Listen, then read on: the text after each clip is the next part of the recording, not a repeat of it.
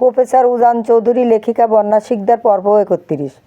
রাত তখন অনেকটাই গভীর। মৌ গুটিসুটি মেরে বিছানার এক কোণে লেপ্টে শুয়ে আছে। উজান পেছন থেকে মৌকে নিজের বুকের কাছে টেনে নেওয়ার চেষ্টা করতেও মৌ বারবার তার হাত থেকে দূরত্ব বাড়িয়ে দূরে সরে যাচ্ছে। মানুষটার প্রতি তার এখন আকাশসম অভিমান। সামান্য পড়তে না চাওয়ার কারণে লোকটা তাকে গুনে গুনে 5টি বেতের আঘাত করল। তাহলে এখন আবার কেন তাকে নিজের বুকে টেনে নিতে চাচ্ছে? আঘাত করার সময় যার হাত একবারের জন্যও কাঁপেনি, মৌ কেন এখন সেই পাষাণ মানুষটার কাছে যাবে? উজান আবারও মৌয়ের হাতটা শক্ত করে আঁকড়ে ধরল। মৌ সঙ্গে সঙ্গে এক ঝামটা দিয়ে নিজের হাত সরিয়ে দিল। কিন্তু উজানও নাছোড়বান্দা। সে জোর করে মৌয়ের পা দুটো নিজের বুকের উপর টেনে নিল, কিন্তু মৌ এবার নিজের পা ঝটকা মেরে সরিয়ে নিল। উজান এতে অনেক অবাক হল না। সে উল্টো মৌয়ের হাত ধরে নিজের দিকে এক তীব্র টান দিল। মৌ তবুও অনড় থেকে উল্টো দিকে মুখ ঘুরিয়ে রইল। এবার উজান নিজের ধৈর্যের বাঁধ হারিয়ে ফেলল। সে এক ঝটকায় মৌয়ের শরীরের উপর নিজের চওড়া শরীরের খানিকটা ভর ছেড়ে দিল। মুহূর্তের মধ্যে মৌয়ের মুখের রং পাল্টে গেল। কিছু বুঝে ওঠার আগেই উজান মৌয়ের গলায় নিজের মুখ গুজে দিল। ওহু, একদম ছটফট করবে না, নয়তো হিতে বিপরীত হবে। আর এই সামান্য কারণে কেউ এভাবে অভিমান করে থাকে? হ্যাঁ? মৌ তবুও তার বন্ধন থেকে মুক্ত হতে ছটফট করতে লাগলো। সে একরাশ তাচ্ছিল্যের হাসি হেসে বলল, যারা ভালোবাসার মূল্য বোঝে না তাদের কাছে অপরের কষ্টটা সবসময়ই সামান্য মনে হয়। আর আমি তো বলিনি যে আমি অভিমান করে আছি। আপনি তো নিজেই চান আমি আপনার থেকে দূরত্ব বজায় রেখে চলি, তাহলে এখন আবার কেন জোর করে কাছে টেনে নিচ্ছেন? আমি খুব ভালো করেই জানি আপনি আর আকাশের চাঁদ দুটোই আমার চাওয়ার একেবারে বাইরে। মৌয়ের মুখের কথাগুলো খুব মনোযোগ দিয়ে শুনল উজান। মেয়েটার মধ্যে হুট করে কেমন যেন একটা ম্যাচিউরিটি দেখা যাচ্ছে। কত গুছিয়ে কথা বলতে শিখে গেছে সে। নিজের ভেতরের তীব্র কষ্টটাকেও আড়াল করতে শিখেছে। তার এই আচরণ দেখে উজান মনে মনে মৃদু হাসল। সে মৌয়ের অশ্রু সজল চোখের দিকে তাকিয়ে গভীর স্বরে আওড়ালো, আমি কখন বললাম যে তুমি আমার থেকে দূরত্ব বজায় রেখে চলবে? আমি চাইলেও তুমি আমার বুকে থাকবে, আর আমি না চাইলেও তুমি আমার বুকেই থাকবে। বুঝতে পেরেছ? তাসফিয়া, মৌ ভালোবাসার ক্ষেত্রে নির্লজ্জ হতে পারে প্রফেসর সাহেব, তবে তার আত্মসম্মান বলতেও একটা জিনিস আছে। আমি শুধু দূরত্ব বজায় রাখবো না, এই পরীক্ষাটা শেষ হলেই আমি সারা জীবনের জন্য আমার নিজের বাড়িতে চলে যাব। যদি কখনো আপনার মনে হয় এই অবাধ্য মেয়েটাকে আপনার সত্যি প্রয়োজন, সেদিন আপনি নিজে গিয়ে আমাকে নিয়ে আসবেন। আমি অপেক্ষা করব। আমার শেষ নিঃশ্বাস ত্যাগ করার আগে মুহূর্ত পর্যন্ত আমি আপনার জন্য অপেক্ষা করব। আমি আপনার কাছে ভালোবাসা চেয়েছি, কিন্তু কোনো ভিক্ষা নয়। তাসফিয়া, মৌ ভালোবাসার জন্য সব কিছু বিলিয়ে দিতে পারে, তবে কখনো কারো কাছে হাত পাতবে না। আপনার যদি মনে হয় আমাকে ছাড়া আপনি সারা জীবন অন্য কাউকে নিয়ে খুব সুখে থাকবেন, তবে আপনার জন্য অগ্রিম শুভকামনা রইল। আমি কখনো আপনার পথের বাধা হয়ে দাঁড়াবো না। তবে জেনে রাখবেন, আমার জীবন থেকে বিচ্ছেদ নামে আপনার কোনো দিনও মুক্তি নেই। উজান অপলক দৃষ্টিতে মৌয়ের অশ্রুঝরা কণ্ঠের এই কঠিন বাক্যগুলো শুনল। মেয়েটার বাইরেও চঞ্চল রূপটা দেখলে কেউ বুঝতেই পারবে না যে তার ভেতরে কতটা তীব্র হাহাকার লুকিয়ে আছে। মেয়েটা তার জন্য সারা জীবন অপেক্ষা করবে, কিন্তু তাকে কখনো মুক্তি দেবে না।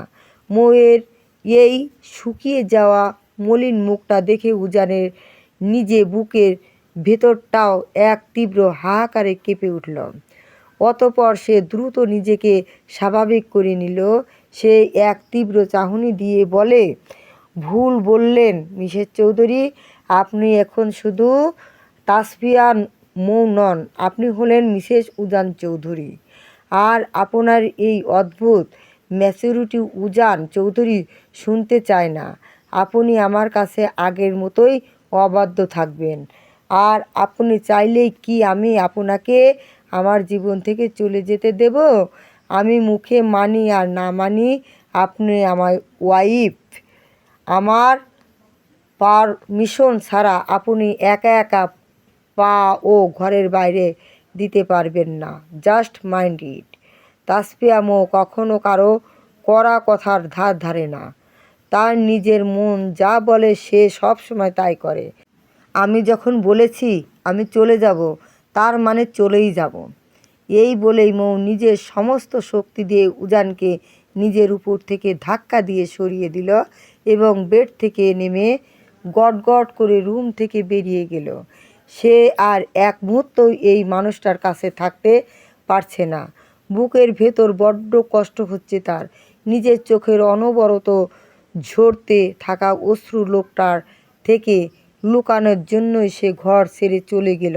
উজান এবার আর মৌয়ের পিছু নিল না। মেয়েটাকে এই মুহূর্তে কিছুটা টাইম দেওয়া উচিত বলে সে মনে করল। তাছাড়া সে ভালোই করেই জানে মৌ এখন রাগ করে সোজা মৌসুমী চৌধুরী কিংবা তুবা ভাবির রুমে যাবে। আর এই মুহূর্তে তার অভিমান ভাঙানোর একমাত্র ও মোক্ষম ওষুধ ওরাই। মৌ করিডর দিয়ে খানিকটা পথ এগিয়ে গিয়ে বারবার আশার বুক বেঁধে পেছনের দিকে তাকালো, কিন্তু না, উজান তাকে ফিরিয়ে নিয়ে যাওয়ার জন্য পেছনে আসেনি। এতে মৌয়ের মনের ভেতরে ক্ষতটা আরও দ্বিগুণ হয়ে জমা হলো।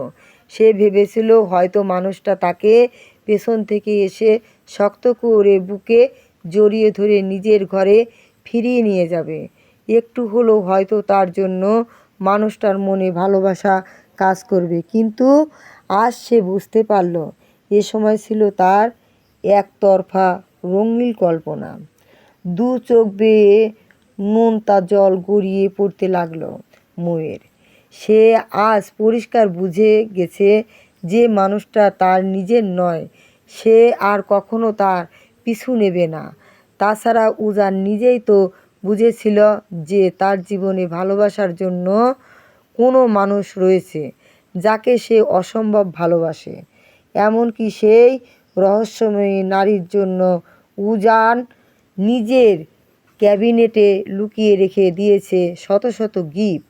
সেই মেয়েটা যদি মৌ নিজে হতো তবে উজান অন্তত একটা বারের জন্য হলেও তাকে বলতো, কিন্তু সে কোনোদিন বলেনি।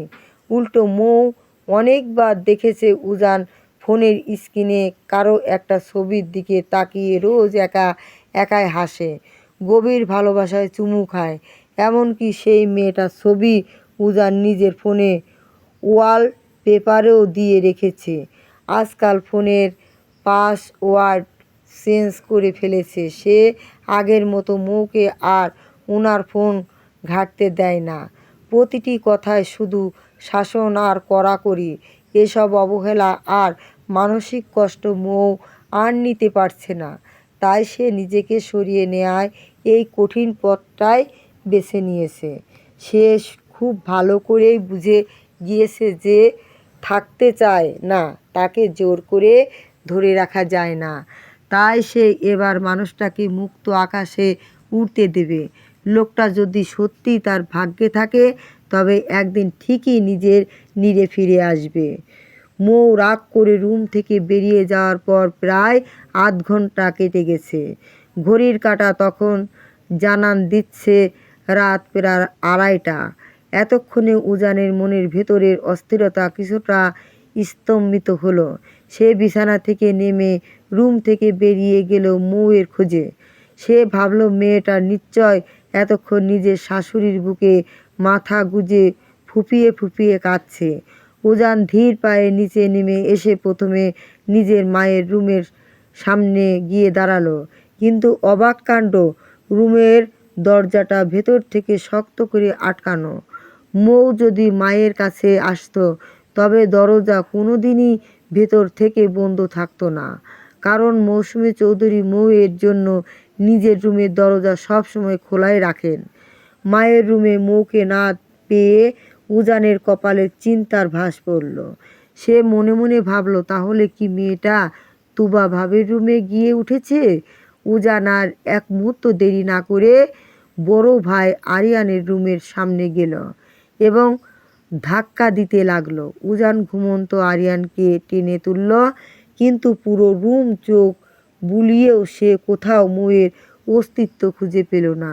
তুবা ভাবিও ঘুমে চোখ কসলাতে কসলাতে জানালেন যে মৌ এখানে আসেনি। তুবার মুখে এই কথাটি শোনা মাত্র মুহূর্তের মধ্যে উজানের মুখের সমস্ত রং পাল্টে গেল। এক তীব্র ও গভীর অজানা ভয় তার বুকের ভেতর জেঁকে বসল। গভীর রাতে একটা মেয়ে রুম থেকে বেরিয়ে কোথায় যেতে পারে?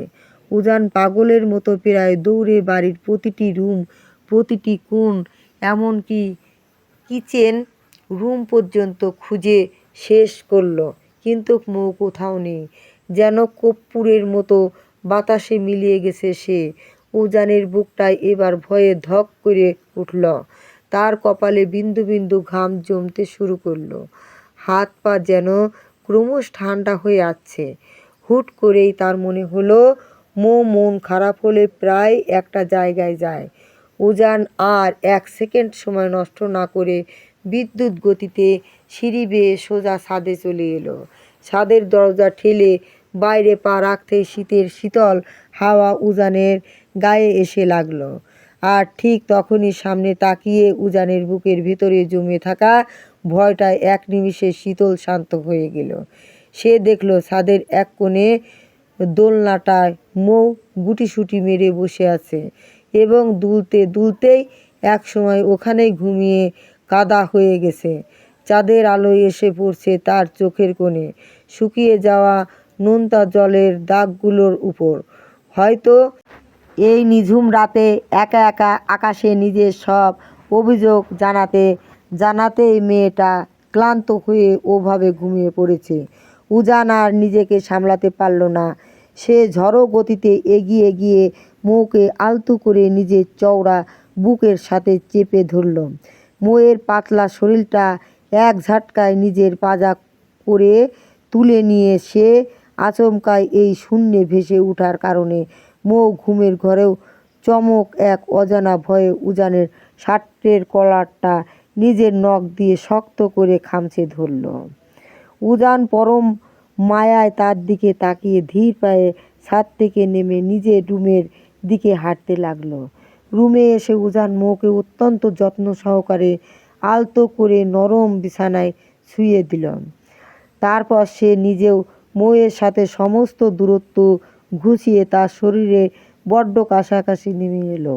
মৌ তখন ঘুমের ঘরে অচেতন, তবে বরের পরিচিত পুরুষালী গায়ের সুবাস পেতেই সে এবার অচেতন মনেই উজানের বুকে সাথে একেবারে মিশে গেল। কিন্তু তার ভেতরের অবদমিত ভোগটা যেন ঘুমের মধ্যেই শান্ত হয়নি।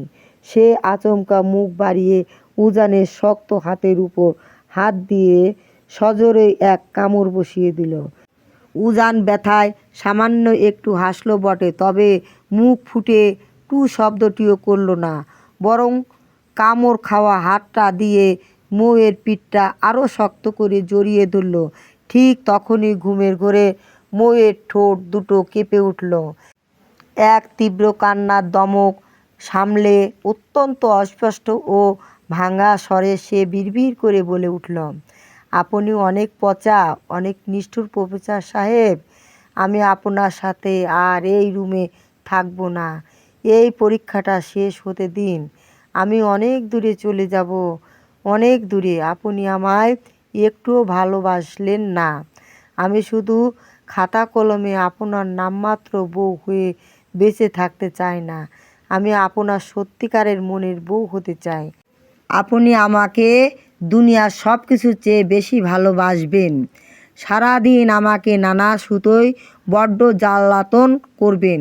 আমাকে সারা জীবন নিজের বউ বউ বলে পাগলের মতো আমার পিছু পিছু ঘুরবে, কিন্তু আপনি তো আমায় কোনো দিন নিজের মুখে বউ বলেই স্বীকার করবেন না। আমি আর থাকবো না এখানে, একটুও না। কথাগুলো শেষ করতেই মৌ ঘুমের ঘরেই এবার ডুকরে কেঁদে উঠল। তার চোখের কোণ বেয়ে এক ফোঁটা তাজা অশ্রু গড়িয়ে বালিশে মিশে গেল। উজান এক দৃষ্টিতে নিজের প্রেয়সীর সেই চরম বিষণ্ণ ও মলিন মুখখানার দিকে তাকিয়ে রইল। তার বুকের ভেতরটা এক তীব্র অনুশোচনায় মোচড় দিয়ে উঠল। ইস, এই নিষ্পাপ মিষ্টি মেয়েটাকে সে কতই না আঘাত করে চলেছে রোজ। এতটা কঠোরতা না দেখলে কি সত্যিই চলতো না? উজান এক দীর্ঘ উষ্ণ দীর্ঘশ্বাস ত্যাগ করল। সে আর নিজের ভেতরের ভালোবাসার জোয়ারকে আটকে রাখতে পারল না। সমস্ত নিয়মকানুন আর গম্ভীর্যের দেয়াল ভেঙে উজান নিজের মুখখানা প্রেয়সীর মুখের দিকে নামিয়ে আনল। তারপর এক নাগালে পরম ব্যাকুলতায় গুনে গুনে প্রায় 500 চুম্বনে ভরিয়ে দিল। মৌয়ের সারা মুখগুলো, কপাল, চোখ, নাক, গাল, কোথাও সে ছোঁয়া দিতে বাকি রাখল না। এতক্ষণে সব অবহেলা আর বেতের আঘাতের প্রায়শ্চিত্ত যেন এই গভীর চুম্বনের নদী দিয়ে করতে চাইল। উজানের সেই শীতল ও তীব্র ঠোঁটের ছোঁয়ায় ঘুমের ঘরেও বারবার শিহরে শিহরে উঠতে লাগলো মৌ। অবশেষে উজান মৌয়ের কাঁপতে থাকা ওষ্ঠ ধরে নিজের ঠোঁট দুটো গম্ভীরভাবে স্থাপন করলো এক নিবিড় ও দীর্ঘ চুম্বনে। মৌকে আবদ্ধ করে তার ঠোঁটের কোণে মুখ রেখেই উজান অত্যন্ত ধীর ও মাদকতাময় স্বরে বিড়বিড় করে আওড়ালো, আই অ্যাম এক্সট্রিমলি সরি জান, জাস্ট মাত্র কয়েকটা দিনের অপেক্ষা, তারপর এই উজান চৌধুরী অনলি ইয়োর্স। এই উজান চৌধুরী তখন তার জীবনের সমস্ত গভীর ভালোবাসা দিয়ে রাঙিয়ে দেবে আপনাকে। আমার সেই ভালোবাসার পাগলামি আর তীব্রতায় আপনি নিজে একদিন অতিষ্ঠ হয়ে যাবেন, আমাকে দূরে ঠেলে দিতে চাইবেন, তবুও এই উজান চৌধুরীর বুক থেকে আপনার এক বিন্দুও ছাড় মিলবে না। বড্ড ভালোবাসি যে আপনাকে, আমার এই ছোট্ট 13 মুখ পিচ্চি বউটাকে উজান চৌধুরী নিজের জীবনের চেয়েও অনেক অনেক অনেক বেশি ভালোবাসে।